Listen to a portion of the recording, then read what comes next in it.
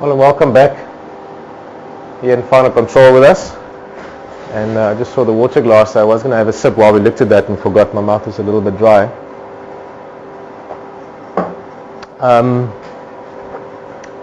One of the things that was quite difficult actually was deciding on some music for that, and that was Beethoven's Moonlight Sonata, and partly because it's quite sad music, and I didn't want to provoke sadness in this tonight. I think yesterday was an incredible experience, and certainly one of the things we discussed on Drive was the beauty of the circle of life, even if it sometimes is at some of the sadder part of that. But the point of tonight is not to talk too much about the emotion of last night in words and discussion as a wildlife discussion, but more about the images. As I said, one of the great powers of still images for me personally, and I'm sure for any and all of you that take stills, is that you can capture something in a different way. You can freeze something that hopefully then can convey a certain emotion or feeling, and certainly view that you have at that time. So that's the power of stills for me.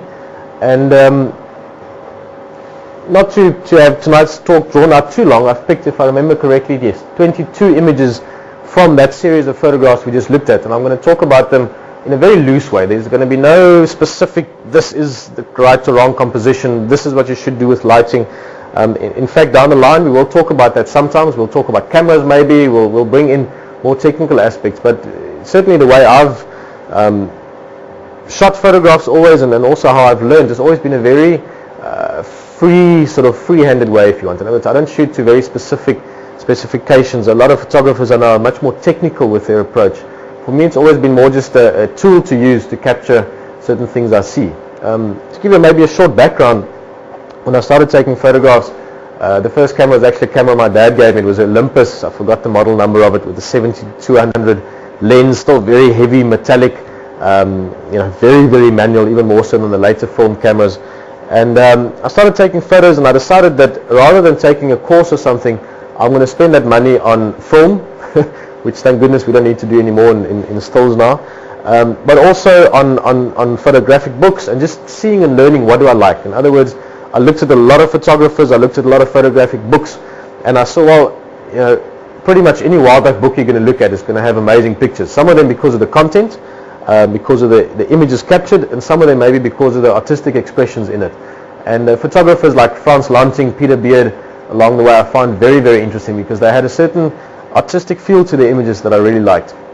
I also later on worked in the fashion industry, photography in that sense, the library industry, in other words, things like Getty and Corbis, advertising. So I learned more about photography later on and lighting and all those things. But all along the way, it was always firstly fun for me. It's very important that I keep at that, and I want to do that for the rest of life, is make it a fun thing, something I enjoy. It must never start feeling like I'm doing a scientific work job. It must always be just a very free expression. So tonight's talk is very much that. Over the next many days and weeks and months of talks, we will go into more detail in some terms and more different angles. But for tonight, it's just going to be looking at some of these images. I might mention, I don't even know what I'm going to mention. I didn't actually sort of think ahead of time exactly what I'm going to talk about. But I'm going to compare, in some cases, one photo to the next that might be quite similar. And I might say one or two things what I think about it, but I'm also not going to say too much maybe. And I want you to look at them with a critical eye if you want, but also just with, let's call it understanding if you want. In other words, look at the one and then the next and decide, I like that one better maybe because of what it makes me feel, or maybe because of how I see it. The first ones, this is where I was all, oh, so I'm on the wrong thing there, you see, is this one. Now yesterday when we got down to the waterhole, the elephants were down there. Let me just turn the sound down a little touch. And there was obviously the sort of emotional, the melancholy associated with the experience we've all been going through with these ellies, and something about the reflections really caught my eye. And in this specific case, so I'm just looking at what button to push as well. I've chose these two images to compare. If you compare the one we're looking at now, the elephants are a little bit, maybe not as clear, but there's a bit of this sort of movement of the water up there towards the trunk, if you look at the upside down reflection, as opposed to that one.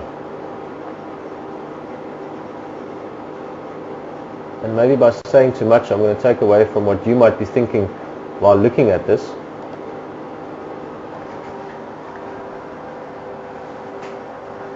And I actually had the discussion with myself, as I always do when I look at different photographs. I had it with Leishan as well yesterday. The one is a much clearer picture. It's much easier to see the emotion, the message, the photograph captured in it, whereas the other one sort of plays a little bit more with your imagination in a way. So I don't know what else I wanted to say. I'm going to show you the next picture.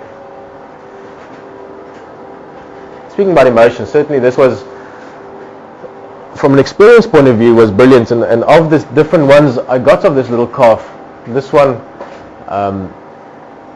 worked the best for me. The little one coming over. Why exactly he did, I'm still not sure. He literally walked all the way around the water and came and had a look at us at the vehicle. And part of the feeling, I guess, I was trying to get there was the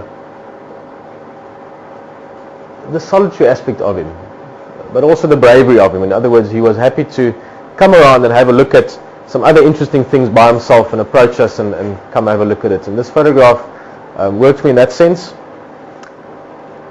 I'm not going to go into the composition too much, but I do like the way the water, the elephant, and the movement, if you want, the foot and so on, work together there. Now the next ones, let me just, sorry. The next ones were all of the moments shared when him and his mother were together.